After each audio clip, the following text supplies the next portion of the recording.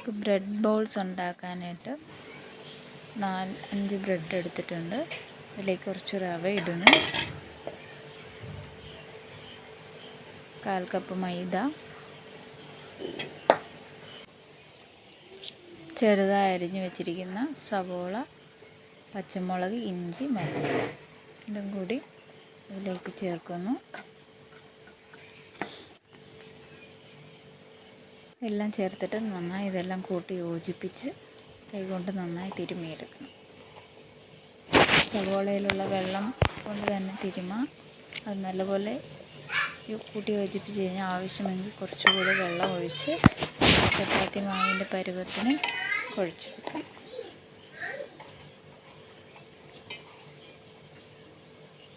ബ്രെഡാണ്, അതുകൊണ്ട് ഇച്ചിരി വെള്ളം കൂടുതൽ വേണ്ടി വന്നെങ്കിൽ നല്ലപോലെ കുറച്ചുകൂടി വെള്ളം ഒഴിച്ച് കുഴച്ച് ഇതുപോലെ ചപ്പാത്തി പരുവത്തിന് കുഴയ്ക്കുന്ന പോലെ കുഴച്ചെടുക്കുക.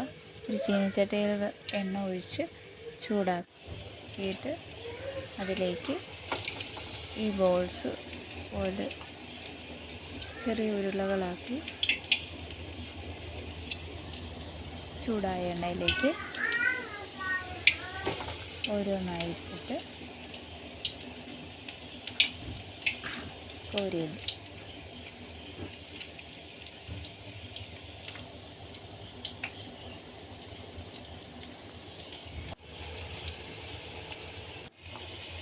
കുറച്ച് മൊരിഞ്ഞ് കഴിയുമ്പോൾ മൊരിഞ്ഞ ഭാഗം തിരിച്ചും മറിച്ചും ഇട്ട് നല്ലപോലെ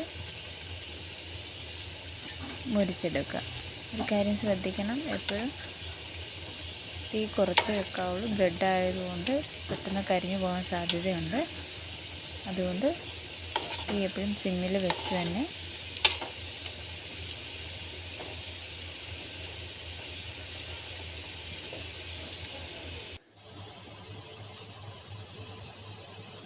ഇതിപ്പം 2 സൈഡും തിരിച്ചും മറിച്ചു വിട്ട് കുറച്ച് ഗോൾഡൻ ബ്രൗൺ ആയിട്ടുണ്ട്.